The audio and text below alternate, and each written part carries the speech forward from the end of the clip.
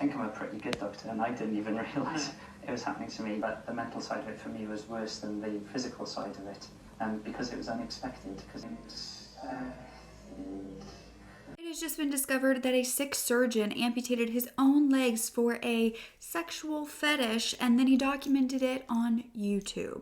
But there's so much deeper to that. When you actually dig deep, there is a human body part trafficking ring that was uncovered that led to the findings about this surgeon that was well known and once called Britain's bravest surgeon. He has since been arrested, and members of this ring have been arrested as well. We're going to dive deep into all of that and the sick people that are actually going online and not only buying body parts, but are watching other people cut them off. I would try to make this the least gruesome that I can for you. You are such a genuine gem. Thank you for clicking on my video. I am Brooke Mckenna, and I'm so happy to have you here in this community of genuine gems. We really like to focus on the victims and survivors over the killers and the perpetrators.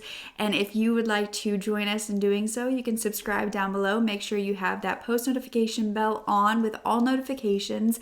And also you can sign up for the Genuine Gem newsletter. You can enter your email. I promise not to spam you. And that way I can personally send you my uploads and you never miss one. But first, a quick thank you to our sponsor, Kitsch. You guys know I love Kitsch. I literally carry multiple items from them in my purse every single day, from hair clips that are amazing and actually hold all of my hair to the hair perfume that they have. Let me find it. I know it's in here. There we go. It is the Warm Sugar is the one that I've been using for fall, and I just absolutely love it. I just keep it in my bag just the same as I keep my body perfume. But if you don't know, Kitsch is inexpensive hair care that actually works. They're a female-owned global accessory brand at attainable prices. You can even get them at your local Target. They also ship to the United States and internationally to over 90 countries. I've been using them for years now, and their rice protein shampoo and conditioner bars leave my hair feeling the best I've ever felt it. You see, my hair is naturally greasy, and this digs deep into the roots to actually get it clean, and it's always looking freshly washed because of that. Protein actually helps strengthen my hair. I'm trying to grow it out a little bit more, and it just helps to reduce that breakage. And the shampoos are also free of parabens and sulfates. Some people are scared of the bars, like they're not going to get much of a clean, but these lather really, really nicely, and I've restocked so many times that I should use my own discount. You see, with my discount, each bar is only $11, so you can get your set of shampoo and conditioner for only $21. Just use the link in my description to get 25% off your order, which will auto apply at checkout. Thanks to Kitsch. Now let's get back to the video. Well, this news has recently broke about this surgeon who has been arrested and charged. It was all the way back in 2019 when we're going to begin this story. You see, a man named Neil Hopper created a YouTube channel to document his journey on being an amputee. Back then, he described himself as, in his 40s, a vascular surgeon from Cornwall. He was a father to 2 kids at that time, and he had a bilateral below-knee amputation on both of his legs in May of 2019. He wrote, "Plan B isn't worse than Plan A, just different." He called himself a bionic surgeon. His Instagram bio stated that he was 14% robotic, 100% idiot. His LinkedIn bio stated that he was a somewhat legless vascular surgeon. Neil was living in Truro, England, and he had graduated from the University of Wales, Cardiff, with a bioscience degree before going to the University of Wales College of Medicine and getting his Bachelor's of Medicine, Bachelor's of Science, and then Doctor of Medicine. He went on to work at the Royal Cornwall Hospital NHS Trust from about February of 2013 to the time of his amputation in 2019, and then when he recovered, he continued working there until just recently. He had been a surgeon for almost 13 years at this point. But during that time in 2020, Neil had been awarded the Against All Odds Award at the Amphlon Awards, naming him one of the bravest people in Britain. He continued working with these patients, and he was an amputation surgeon, meaning that these people were also going in for the same procedure he had also had himself. So they had a sense of peace, a sense of trust of their surgeon who had gone through what they were about to. They felt comfortable letting this fellow amputee perform their amputations. But little did they know what he was about to be accused of. You see, by 2023, Neil was being invited on interviews with BBC, with a Welsh channel, with This Morning, about his incredible journey as an amputee and an amputee surgeon. He was a hero to many, a survivor. He was known for his positive outlook of an often depressing situation. Performed amputation surgeries on thousands of patients, but the hardest surgery he ever had to complete was his own. Well, Neil contracted sepsis less than a year ago, and as a result, he had to have both his legs amputated. He joins us now in the studio. Probably been the toughest year of my life, that goes without saying. I think I hit some of the biggest lows I've ever hit in my life, but also it's fair to say it hasn't all been bad as well. It's like somebody performs an audit of your life and you realise that lots of people are important to you and you're important to them. So, How lucky do you feel to be sitting here to tell us the story today? Absolutely. You know, I had that one bit of bad luck, but in many ways I've been so lucky. You know, I kept my hands, I kept my fingers, kept my kidneys. I'm able to go back to work and I'm pretty much almost back to normal now. I felt a bit guilty. I lived in a bubble in the hospital. I just assumed after we'd done this sort of procedure, the patients went home and got looked after. And, you know, to some degree you do, but it wasn't to the degree that I thought happened, and not to the degree I expected my patients to be looked after. And since all of this has happened to me, I've been contacted by loads of amputees across the country, and they say the experience is similar for them. It's, you know, you go from being fussed around, centre of attention in the hospital, and then you leave hospital and that's it, you're sat on your own, staring out the window with nobody around you. You know, it sounds very strange, but the mental side of it for me was worse than the physical side of it, because it was unexpected, because I didn't get my head around the physical side of it. So yeah, but I had good family, good support, brilliant colleagues.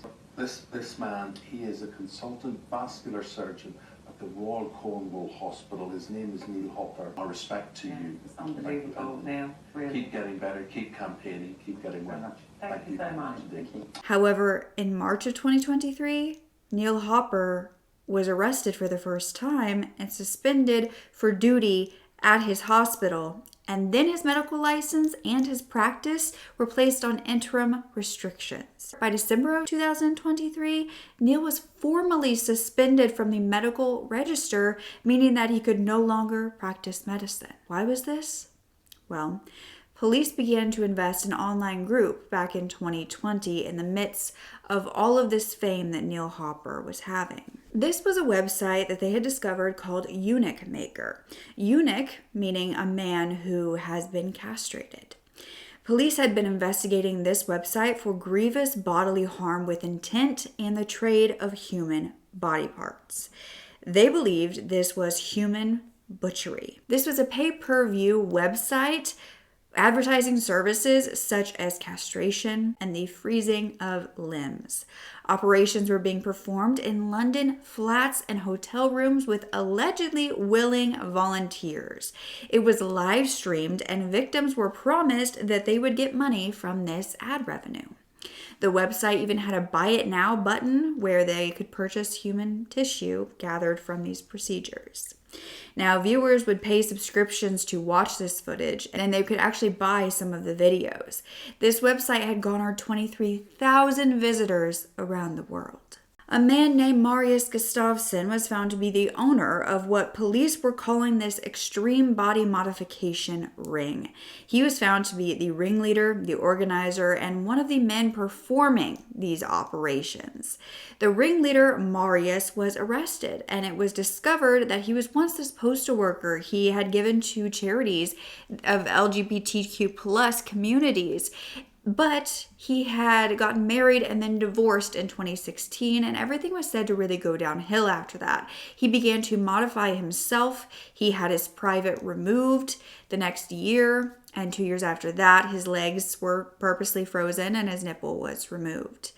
He then began this website saying that he knew what it felt like to be stuck in this body that he wanted to make changes to, and he understood others wanted to do the same. So between 2017 and 2021, Marius was said to make 300,000 pounds through this website, and that was allegedly his only source of income.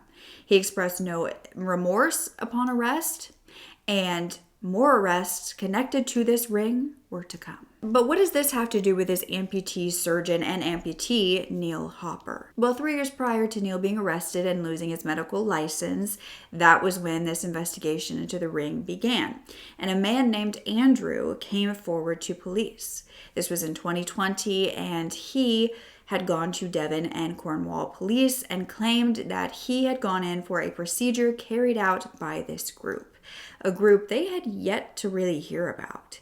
He said that he was high on drugs when he went to a flat in North London, and the ringleader of this group cut him with a scalpel after strapping him to the bed and electrocuting him. This was allegedly just the first procedure, and a later one he had his privates clamped, and the ringleader ended up branding him with the initials EM for eunuch maker. But this victim didn't just have his own word to prove it. He actually had a USB stick with 5,000 WhatsApp messages and 100 images and a number of videos from this procedure. So while diving into this website and this online mutilator ring, as some were calling it, the Cornwall police found that some of these viewers were paying customers of this website.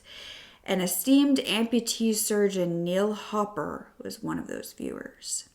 While his involvement in this at that time was not publicized greatly, this was said to be due to the horror of the whole ring itself and the fact that there was so much more happening that was being broadcasted in the news. Other victims were coming forward of this ring, and men who were performing these surgeries were being located. And this Andrew, who had gone to the police and uncovered this whole ring, he said that he worked with a man named Theo, who was found to be the ringleader, Marius.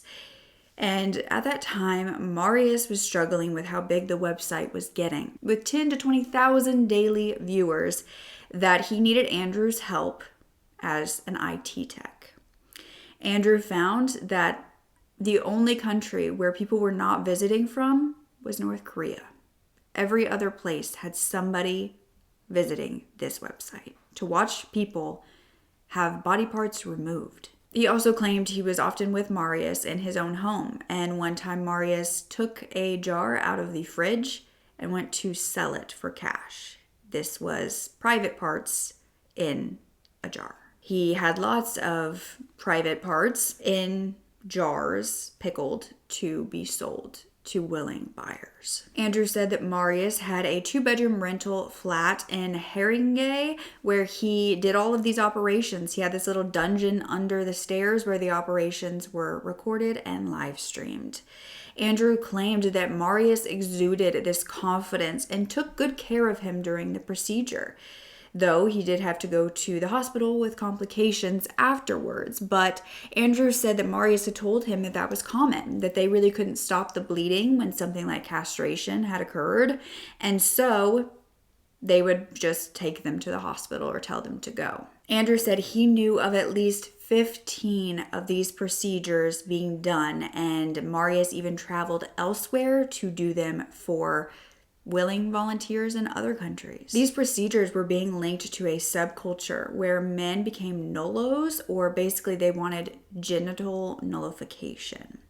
But when Andrew was arrested, obviously, for his part with the website, and knowing about this and only now coming forward, he was not actually charged due to the fact that he was a victim. Andrew said that Marius never believed he was doing anything wrong. He believed what he was doing was helpful, and these were willing, consenting participants. So during Marius's trial, the defense claims that his divorce in 2016 awoke this dormant condition of body integrity dysphoria and drove him to commit the mutilations on himself and then others. They claimed that his involvement in this became an addiction. He couldn't stop himself from conducting the procedures and making these videos. They mentioned that all of the victims gave consent and they reached out to Marius and this website often willing to have these procedures. However, the judge stated that consent was not going to be a defense here due to the fact that these procedures were short of human butchery. 13 victims had been found thus far.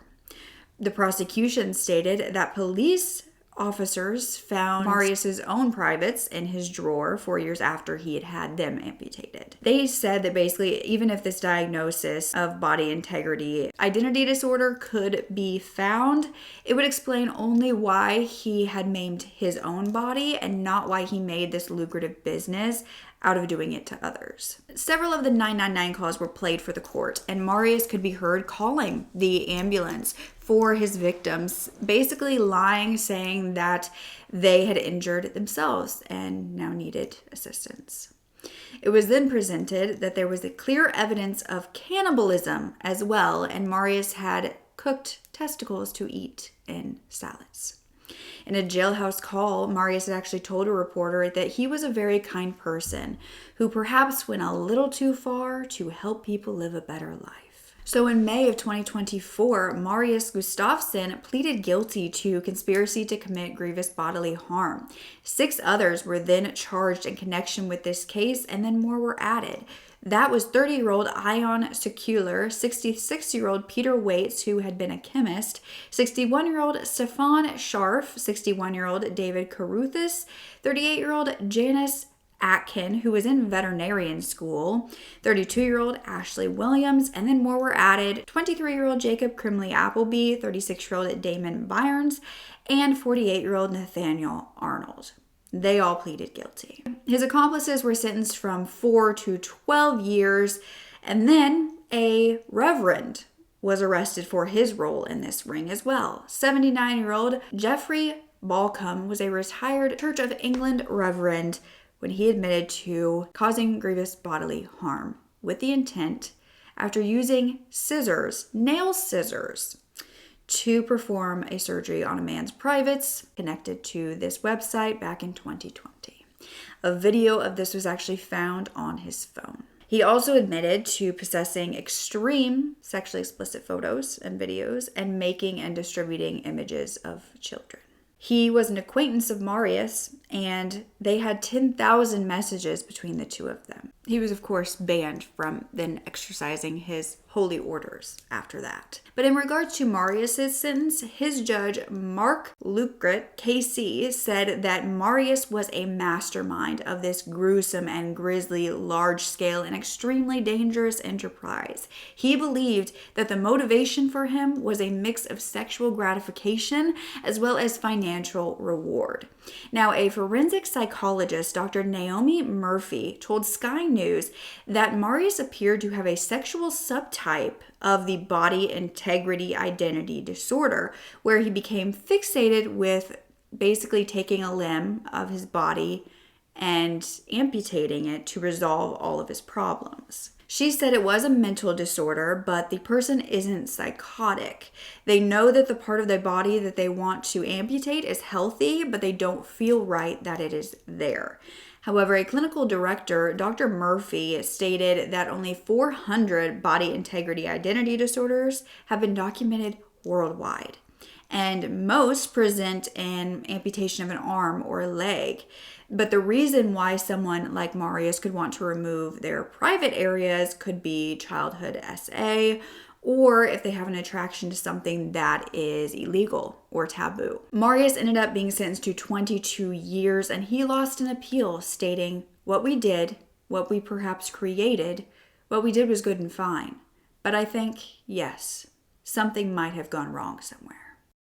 Now, this is exactly the motive that investigators feared could be the motive for the amputation surgeon who was viewing this type of content. While they had arrested Neil Hopper back in 2023, once all of these arrests and the information had come out about this eunuch maker ring, investigators dove deeper into Neil Hopper's professional conduct as an amputation surgeon. They wanted to make sure that what he did as his day job had nothing to do with the body parts being sold or the amputations being recorded, live streamed, and sold. So while they were doing their investigations, this took about 2 years from his initial first arrest. So it was July of 2025 when Neil Hopper was back in the news. This time, he was being charged for insurance fraud and possession of extreme sexually explicit content. The 49-year-old surgeon had carried out hundreds of amputations before his own amputation, and then some after. But it was his own amputation that investigators had evidence of fraud for. You see, police had found that Neil had bought 3 videos from the Eunuch Maker website for £10 and for £35. In these videos, men were removing their private parts. He had also been messaging the ringleader, Marius, about Marius's leg amputation prior to his own amputation. And Neil had been seeking advice and saying that he had dreamt of having an amputation for 20 years. When he had gotten this amputation, after seeking advice from Marius, he continued to speak with him, saying it feels so cool with no feet. There were about 1,500 messages between the two. When Neil had gotten his amputation back in 2019, he had claimed that he had this mysterious illness that he had gotten while camping with his family, and his feet were in a lot of pain. He had eventually gone to the hospital. He was treated for suspected sepsis by surgeons who told him that basically they needed to remove part of both of his legs. However, he had told this ringleader that this wasn't an illness at all. He had used dry ice to freeze his own legs so they would need to be removed, just as Marius had done with his. Of course, Neil had not told the medical staff this prior to his own amputation, and so they went through with it. He was back to work after 6 months, and he was wearing prosthetic legs. But Neil also submitted 2 insurance claims, which would total out to £500,000. He was found to have talked to a friend about these claims, and a friend basically told him to milk it. This is also when he started a YouTube channel about his journey, documenting his life as an amputee. In the description of his first ever video, he wrote, "I may be the only amputee who has been on both sides of the knife, so I have a unique perspective." Hello everyone, this is a new one from me. My name's Neil Hopper. I'm a vascular surgeon who works in Truro. I've just been discharged from hospital. I was admitted unwell with sepsis of unknown cause. Thankfully, 6 weeks later, I'm okay. But there were some complications of my hospital treatment, and I lost both my legs below the knees. So I'm now a bilateral below knee amputee, which is quite ironic given my job. I've made it home, and I'm now in the dull period between discharge from hospital and getting my legs. So I'm currently just killing time, waiting to be fitted with prosthetics so that I can get back to living as normal a life as possible. Hi, so it's me back again. It's now been 3 weeks since I had surgery, and everything seems to be going okay. Apart from some minor boredom, everything seems to be going according to plan. Just all seems a bit weird and surreal and not very real at the moment. But just to show you, there they are. I've got the shrinkers on. Yeah, it's incredibly weird. I'm not planning to be disabled for long. I'm planning to get up on some legs and just go back to life as usual. I know things might not be quite completely back to normal, but I want to get them as close to normal as possible. So I'm worried about the fact that I'm not worried. I don't know if there's some cloud going to hit me at some point, or whether this is as bad as it gets. I used to be size 13 feet, massive, huge canoes of shoes, and it was really difficult to get shoes. So I asked the prosthetist, is there a need for me to go back to size 13? Am I set up to walk on size 13 feet? And she said, no, you choose whatever size feet you want. So, I'm going to be size 10, which is weird. The other thing as well is I'm 5'11", well I was 5'11 and a half. So I'm wondering if I can get them to pop me up to 6 foot. I don't know. So it's now been about 6 weeks since I had my amputations, and things are going okay. I'm managing to cope around the house on a day-to-day basis and can pretty much do everything now. I got my first pair of size 10 shoes. So I think I said in a previous video, I've gone from size 13 just about to size 10. In fact, it's probably been a couple of months since I last made a video. Things are going reasonably okay.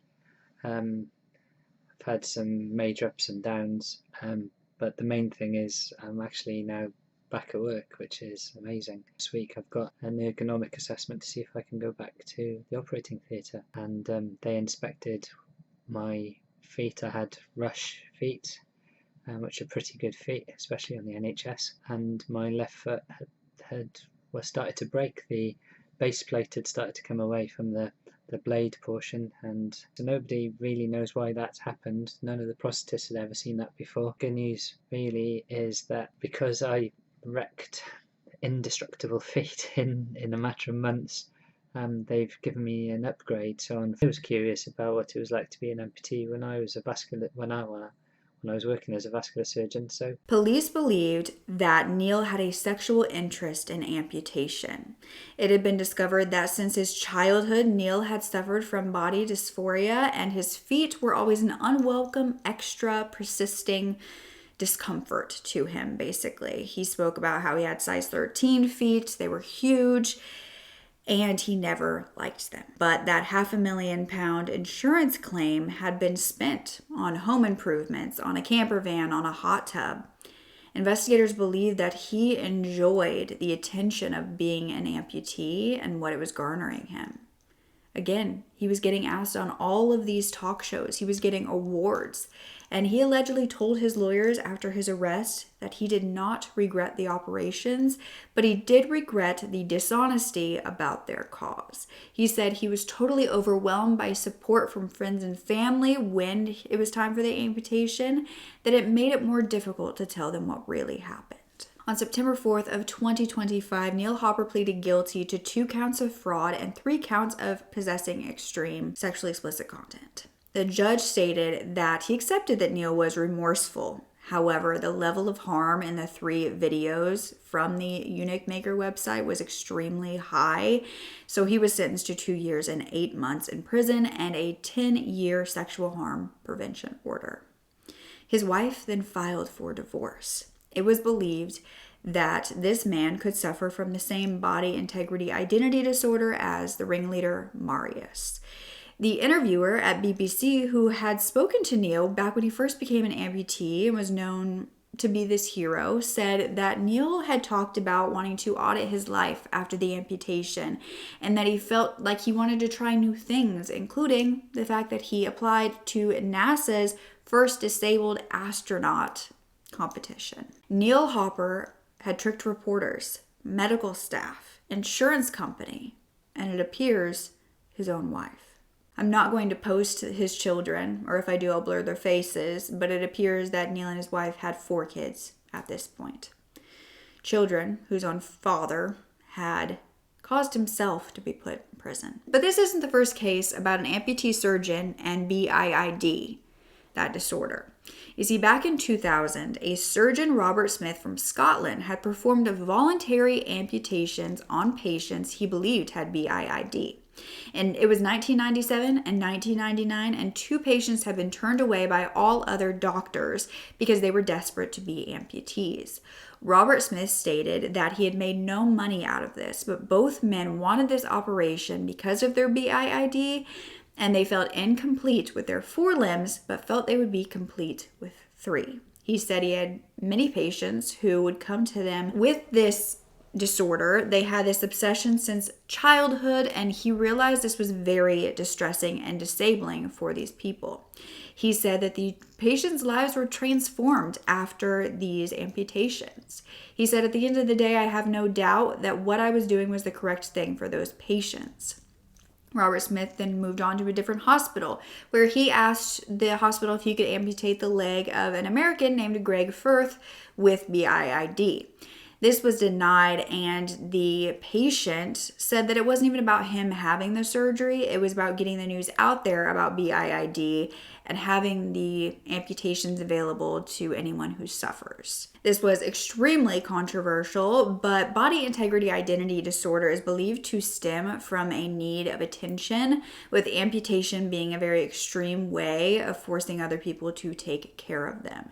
A Professor Craig Jackson at Birmingham City University believes that the expressive transformative violence could also be at play. Basically, by doing this to themselves and making money out of it, such as insurance fraud, disability, even making this website, they suddenly then think that they are competent, they are dangerous, and society should be careful with them and consider them. Now, the hospital where Neil Hopper had worked, the Royal Cornwall Hospitals Trust, made a statement about these convictions after Neil Hopper had been charged. They said that none of the convictions related to his professional conduct at the hospital, and they carried out a comprehensive clinical review of surgery, including engaging experienced independent clinical experts to review decisions that were made to operate.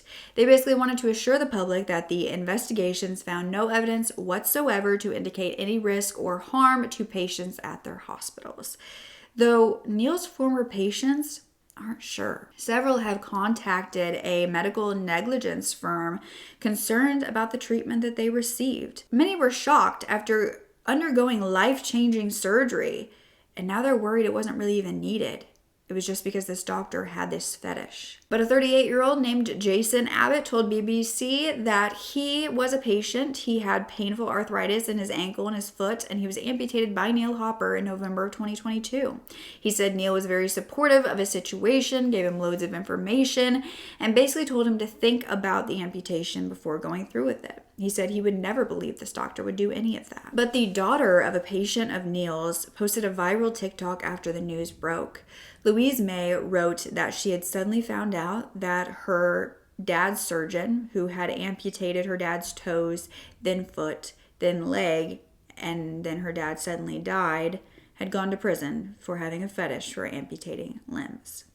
A TikTok commenter wrote, "Surgeons are frustrated serial killers." This does beg the question, though, if the surgeon could lie in order to get his own legs amputated over a sexual fetish, could he have done the same to his patients? Now, Neil Hopper is no longer fit to practice as a doctor and will never be able to again.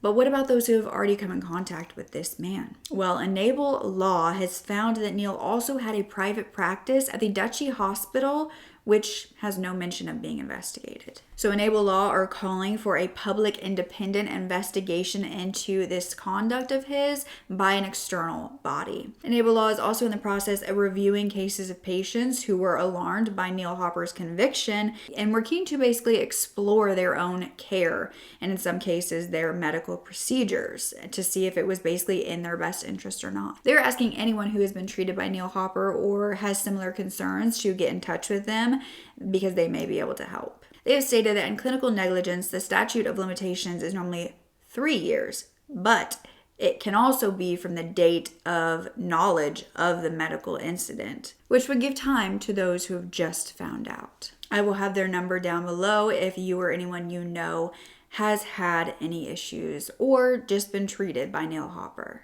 Do you think that Neil Hopper simply had this BIID and was obsessed with doing it on himself and just became an amputation doctor because of that obsession, but didn't actually take it out on his patients? Do you think he could have controlled himself if he wasn't able to control himself enough to cause the amputation of his own legs? I do find it very concerning that he was on this website where they were not only making money live streaming procedures, but also selling body parts. I am sure that police are looking into this, but if not, I really hope that they do. As far as if any recordings were found on Neil's personal technology, if he was perhaps recording any of the surgeries he was doing and selling those, if he, how tight was the security for those amputated limbs once he performed those surgeries? Where exactly were they going? Have they all been located? Or was there a possibility that he was also selling those? As far as I could tell in the eunuch maker ringleader's case of Marius, the only thing they mentioned that he sold were private parts, and that was his main focus. Of course, that is not what Neil Hopper was doing in his professional life. This case has so many layers of disturbing information, and the more you dive into it, it's absolutely appalling. It would be disturbing enough to find out that the man who amputated your body part wanted to be an amputee so badly that he froze his own legs with dry ice in order to do so. But that wouldn't be as disturbing as hearing that he was also on a website where he enjoyed watching these videos and purchased them, and that body parts were being sold on that same website, and it was this whole literally human body part trafficking ring that had been uncovered. And the fact that this man was only caught because that ring was uncovered is so wild. Did he mess with his patients? Were they in a vulnerable state and he took advantage of them? Or did he simply do that as his job to hold him over until he could do it to himself? All in all, I feel really bad for Neil Hopper's family. With his wife's divorce shortly after the conviction, it does make you believe that they had no idea of his condition, of his lies, and I can't imagine how devastating that would be to know that the person that you've been with for years, the person that you have an entire family with, has been lying right to your face. Has also possibly been struggling with this disorder that not even many people know about. And there's only been allegedly 400 documented cases in general. Have you ever heard of body integrity identity disorder? It's very interesting to look into. I urge you to look into it. I think that we can all learn so much from some of these disorders that are less known.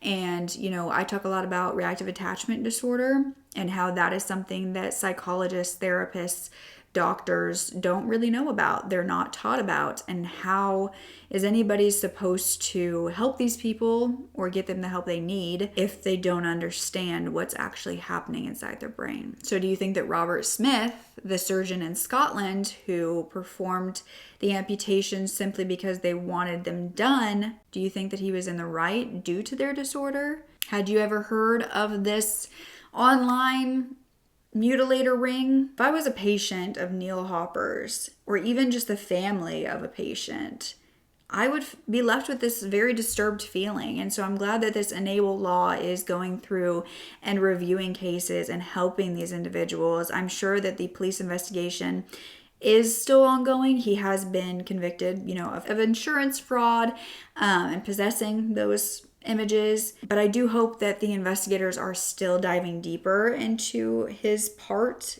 in the actual ring to see if those charges need to come as well. But then again, if everybody else in the ring has already been charged and convicted, would he have already been as well if he had a deeper involvement? That is something to think about too. But I've got to go. I got to pick up my little Polly girl from grooming. So thank you so much for watching.